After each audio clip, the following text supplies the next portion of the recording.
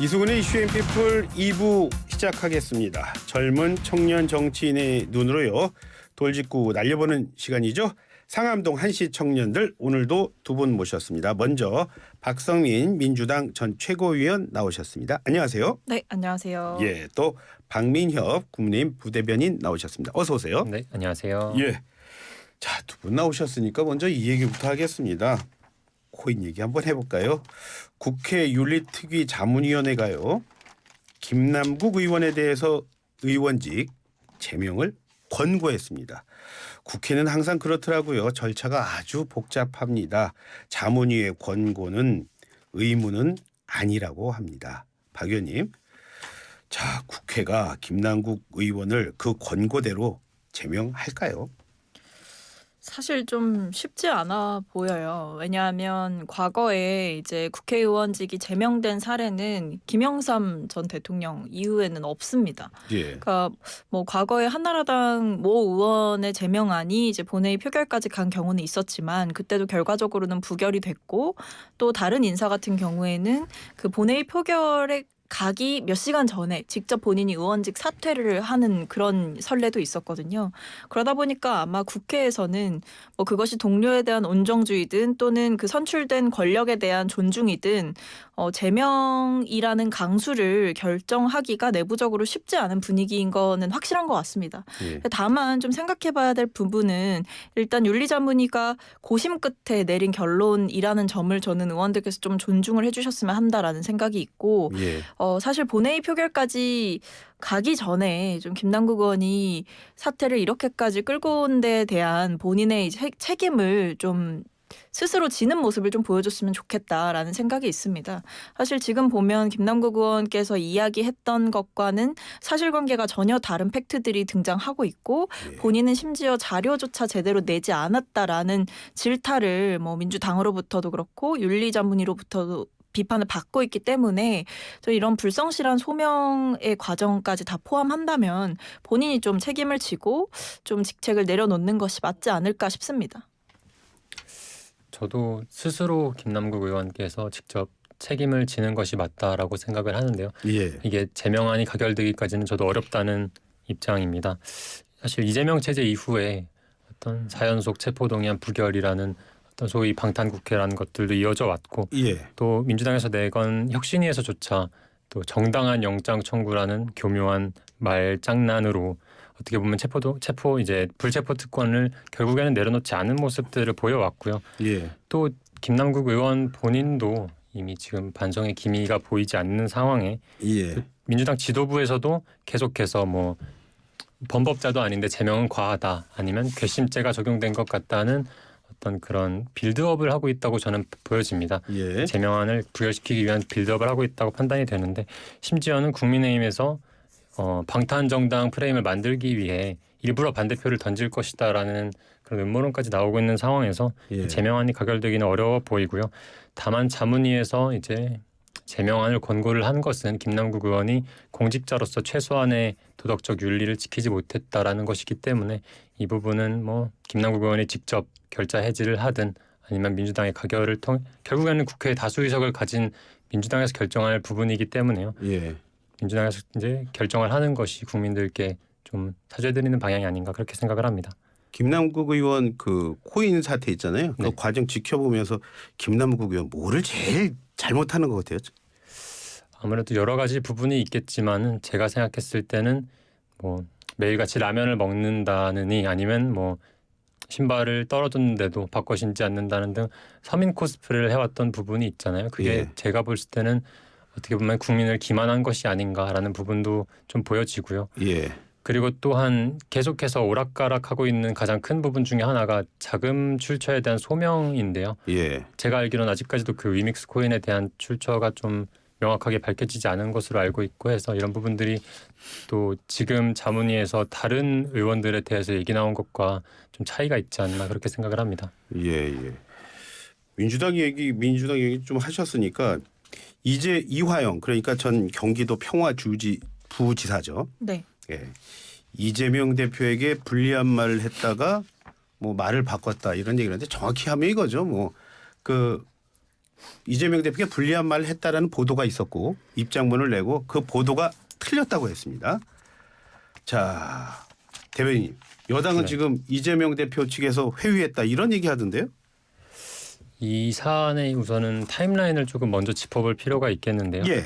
우선은 이화영 이제 부지사가 그 방북 비용 대납에 대해서 어떻게 보면 중간에 길목을 가로막고 있다가 예. 7월 초 정도에 이 방북 비용 대납 요청에 대해 이재명 지사에게 당시 이재명 지사에게 보고를 했다라고 진술을 번복을 했었는데요.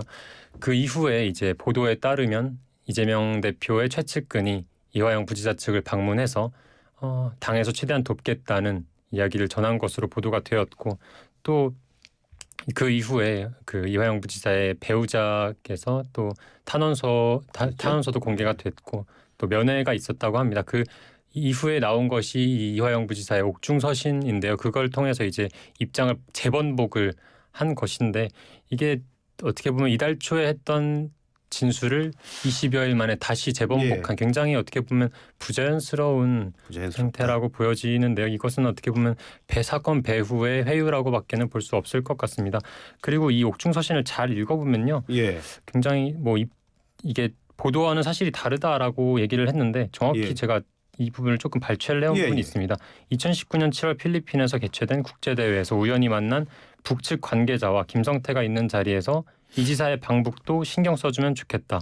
이재명 지사의 방북도 신경 써주면 좋겠다는 취지로 얘기한 바가 있습니다라는 편지 내용이 있습니다. 이 부분이 사실은 어떻게 보면은 노골적으로 이렇게 송금을 해달라는 요청을 좀 우회적으로 얘기한 것이 아닌가 이런 부분이 좀 들고요. 그리고 만약에 이재명 대표 쪽에서 이화영 부지사를 회유를 한 것이라면은 이것은 또 증거인멸에 해당되기 때문에 이런 부분은 재판에서 좀 명명백백히 밝혀져야 하지 않을까. 네, 그렇게 생각합니다. 예.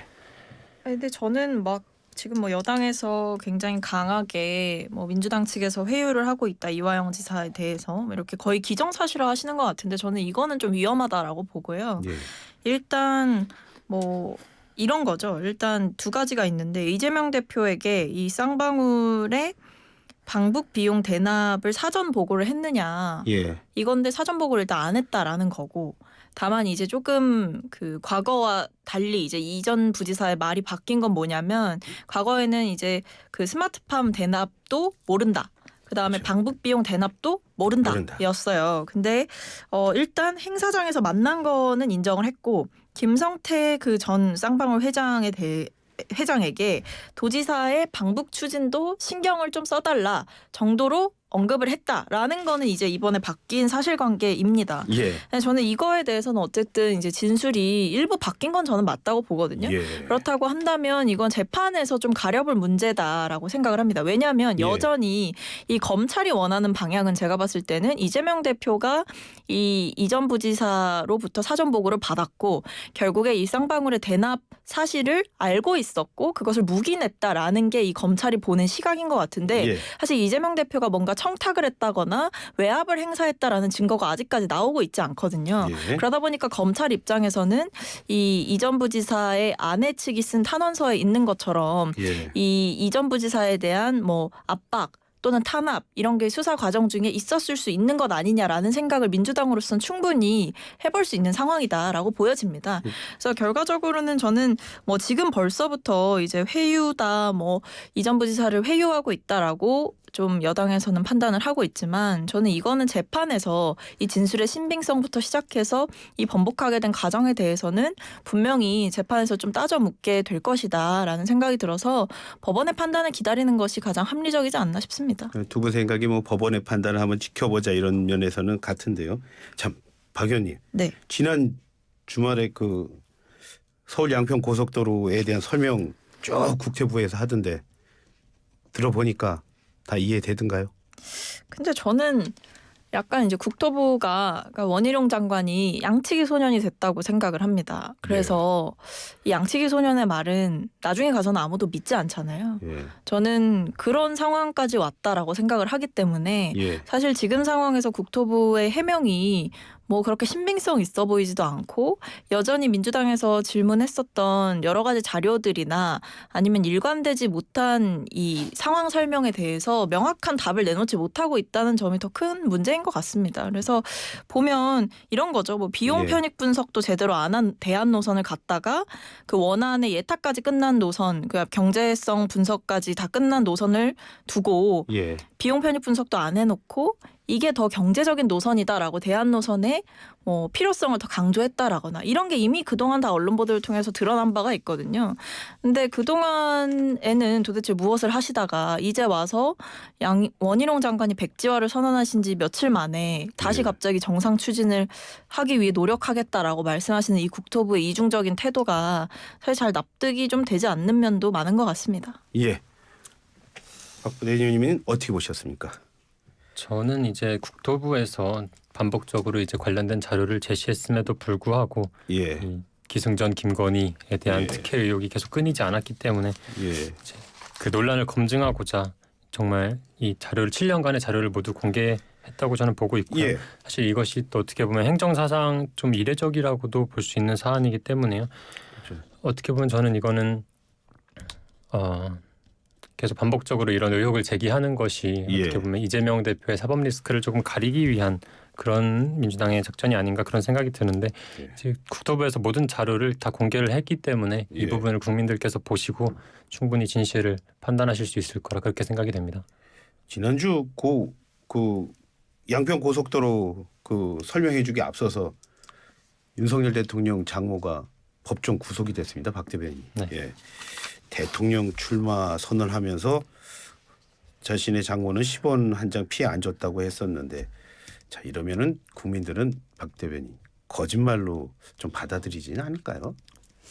우선은 그 10원 한 장 피해를 준 적이 없다라는 발언 자체는 예. 이제 제가 알기로는 윤석열 대통령께서 뭐 직접 뭐 하셨던 발언은 아니라고는 저는 알고 있거든요. 그리고 예. 타 의원과의 뭐 식사 자리에서 나온 발언이 좀 왜곡 보도가 됐다는 기사도 나온 것이 있고요. 그래서 정진석 의원이랑 네. 했다 그러죠? 예. 그런 부분들도 있고 또 이 사안에 대해서는 사실 대통령실에서도 사법부의 결정에 대해서 따로 언급하지 않겠다라고 얘기를 한 부분이 있기 때문에 조금 제가 뭐 어떤 말씀을 드리기도 좀 조심스러운 부분일 것 같습니다. 다만 몇 가지 좀 짚고 예. 넘어가야 할 점은 2013년에 이 그 잔고증명 위조에 관련된 사건이 있었고 그것을 이제 사실 윤석열 대통령이 그 당시에 뭐 검찰총장이 되기도 이전이거든요. 그렇기 때문에 그것을 뭐 현직 대통령의 권력형 비리다 이렇게 엮는 것은 조금 무리가 있다고 저는 보여지고요. 또 이제 법원에서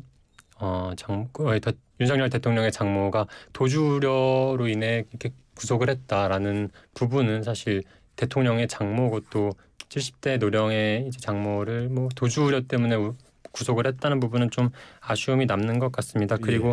마지막으로 윤석열 대통령 장모에게 제기되었던 수많은 의혹 중에서 예. 가장 어떻게 보면 핵심이었던 것이 요양병원 부정수급 관련된 의혹이었는데요. 예. 그 부분이 1심에서는 3년 선고를 받았다가 대법원에서 최종으로 무죄 판결이 났습니다. 그것처럼 이제 좀 다툼의 여지가 있는 사안인 만큼 예. 이제 마지막까지 좀 판결을 지켜봐야 되지 않을까 그런 생각이 듭니다. 대법원 판결까지 지켜봐야겠다 이런 말씀하셨습니다. 근데 이건 너무 명확한 것 같습니다. 왜냐하면 1심 판결이 그대로 일단 유지가 됐고 재판부에서 명확하게 밝힌 바가 있어요. 죄질이 나쁘다.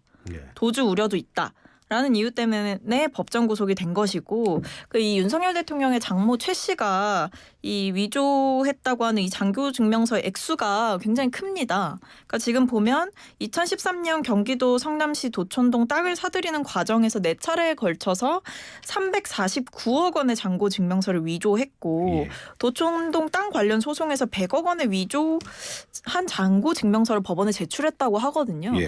그러니까 장고 증명서라는 이 문서의 공신력을 범법행위를 통해서 무너뜨린 게 윤석열 대통령의 장모인 것이고 예. 이제 윤석열 대통령이 과거에는 이 장모가 마치 이 장고 증명서 위조 사건의 피해자인 것처럼 언급을 했지만 사실상 주범이었다라는 점이 저는 이번 판결을 통해서 드러났고 예. 이 상황에 대해서 대통령실이 입 닫고 제대로 해명도 사과도 하고 있지 않은 이 상태는 명백하게 이 책임을 회피하는 거다라고 보여집니다. 저희는 뭐 권력형 게이트다, 권력형 비리다 이렇게까지 얘기한 적은 없지만 명백한 건 지금 윤석열 대통령의 장모와 관련된 이 사법 리스크가 사실은 내용적으로 보면 굉장히 죄질이 심각하다라는 거거든요. 예. 법원에서도 그 점을 인정했기 때문에 사상 초유의 이 대통령 장모를 법정 구속까지 했겠죠. 죄질이 예. 나쁘다라고까지 예. 언급을 하면서 그러니까 저는 이런 점에 있어서 갑자기 온갖 데 다 끼어들던 대통령실이 뭐 수능 문제 난이도에까지 관여하던 대통령실이 예. 본인들이 모시고 있는 대통령의 장모와 관련된 이 사법적인 문제에 있어서 법원의 판결에 대해서 이런 방구하지 않는다는 건 너무나 비겁한 처사다라고 생각을 합니다. 그래서 과거에 대통령 후보 시절에 윤석열 대통령과 관련해서 그런 얘기가 있었죠. 윤석열 대통령에겐 본부장 리스크가 있다. 본인, 예. 부인, 장모 리스크가 있다라고 했는데 저는 그게 지금 현실화되고 있는 시점이다라고 보여지고요. 예. 법원의 판결을 존중한다라는 입장이라도 나오는 것이 국민들께 최소한의 도리가 아닌가 싶고 빠르게 전 대국민 사과라도 좀 하셨으면 좋겠습니다. 대통령실에서 왜 이렇게 입장을 안 내놓을까요? 저는 어떻게 보면 이것이 사법부에서도 예. 권력의 눈치를 보지 않는 그런 판단이라고 보여지고요. 예. 사실 법 앞에 누구나 평등하다라는 것이 이번 건을 통해서 좀 입증이 되지 않았나 싶은데 사실 이건 최종 판결이 또 나와봐야 최종 판결까지. 이건 국민들께서 판단할 수 있으실 것 같습니다. 예. 참 이제 거의 뭐 굳어지는 걸로 보여요. 그 대통령 관저 선정 과정에 참여 공간에 다녀간 사람이 처음에는 역술인 천공이라고 하다가 이제는 풍수 전문가인 뭐 백재권 교수다 이렇게 얘기가 나오는 것 같은데 박 의원님은 천공이 아니라 이 백교수라는 이 논란은 어떻게 보세요? 그거나 논란이라고 생각을 하는데요. 예. 일단 본인들이 뭐 사적으로 개인의 돈을 써서 풍수지리 보러 다니고 또는 관상 보러 다니고 점 보러 다니고 이런 거 저는 뭐 터치하고 싶지 않습니다. 예. 네, 문제는 이 의혹은 대통령 관저 선정 과정에서 이 풍수지리가가 개입을 했다라는 게 저는 문제의 핵심이라고 보여지거든요. 예. 그러니까 대통령의 관저를 선정한다는 것은 국가의 공적인 의사결정 체계 안에 있어야 되는 일이고 그렇다고 한다면 다른 일도 아니고 대통령과 관련된 일이라고 한다면 저는 합리적이고 과학적이고 객관적인 판단 기준이 마련이 되어서 일이 시행이 됐어야 된다고 생각을 예. 하는데 물론 뭐 다른 것들도 고려했다라고 대통령실에서는 해명을 하지만 예. 어쨌든 당시에 천공이 왔다 갔다 개입했다라는 것에 대해서는 강력하게 부인하고 그때는 아무 말도 하지 않다가 예. 이제 와서 백재권 교수니까 괜찮다라고 하는 말은 사실 납득이 잘 되지 않습니다. 왜냐하면 예. 이 풍수지리도 학문으로 존재하기는 합니다만 예. 사실 이것은 약간 그냥 다른 보통 국민들의 시선에서 봤을 때에는 믿거나 말거나일 수 있잖아요. 예. 그러니까 이것을 따르는 분도 있지만 아닌 분도 있다는 거죠.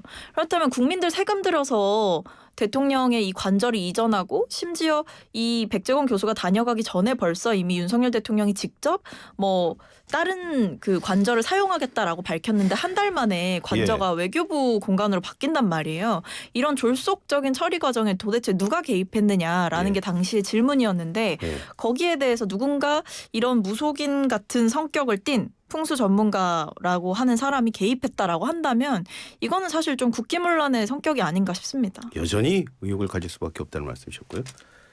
네, 뭐 풍수 지리에 관해서는 국민들께서 뭐 여러 가지 의견이 있을 수 있다고 생각을 합니다. 다만 민주당에서 처음에는 무속과 주술 프레임을 걸다가 지금 이렇게 진실이 드러나니까 이제 풍수 지리를 문제를 삼는 건데요. 우선 대통령실 입장은 이 풍수 전문가의 견해를 참고한 것이고 또 최종 선정은 경호와 안보, 비용 등을 다 고려해서 선정을 예. 했다라고 밝혔고요. 또 사실 이 백재권 교수의 의견과는 다른 결정을 최종적으로 내렸다고 알려져 있습니다.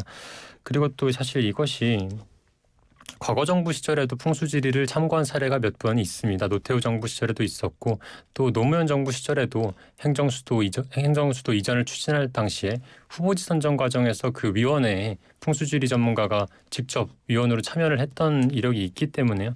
이 부분을 단순히 뭐 국가의 업무에 풍수지리가 개입했다라고 논란을 삼는 것은 조금 무리가 있다고 저는 판단되어집니다. 그리고 마지막으로 저도 좀 아쉬운 부분은 아무래도 이제 좀 공식적으로 절차를 밟아서 공적인 업무를 위해 자문을 요청한 것이다. 이렇게 좀 처음부터 이렇게 해명이 나왔다면은 조금 더 말끔하게 지나가지 않았을까 싶기는 한데 아무래도 대선 초반부터 지속적으로 좀 무속 프레임이나 이런 부분들이 있었고 또 김건희 여사에 대해서 지속적인 주술에 대한 음해가 있었기 때문에 그런 정치적인 부담으로 인해 좀 그런 해명이 나오지 않지 않았나 싶습니다. 끊임없이 대통령실에 대한 메시지에 대한 얘기는 나오는 것 같습니다. 네, 두 분 말씀 오늘 잘 들었습니다. 고맙습니다.